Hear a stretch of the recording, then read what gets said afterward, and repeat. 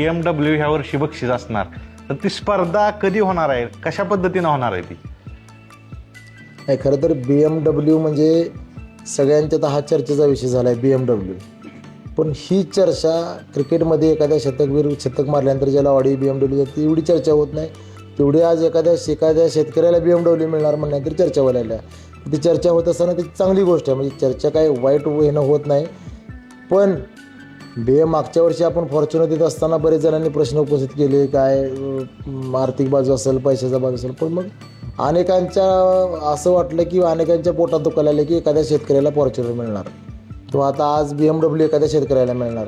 ही अशी जराशी काही विघ्नसंतोषी माणसं आहेत, पण ती काय त्यांच्याकडे मी लक्ष देत नाही.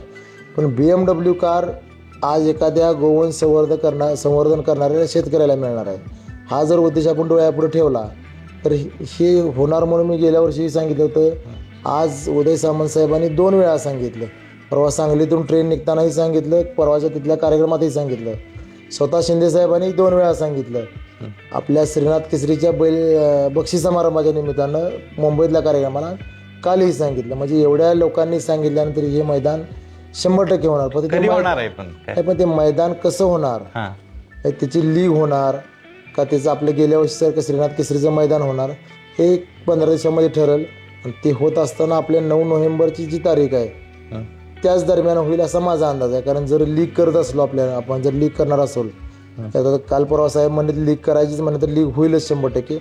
त्या लीगसाठी आपल्याला 2-3 महिन्याचा अवधी लागेल. त्याची पूर्ण तयारी करणं, त्याचे नियमावली ठरवणं किंवा ते कशा पद्धतीनं होणार, कोण त्यात भाग घेणार, त्या गोष्टी आपण ठरवणार आहोत.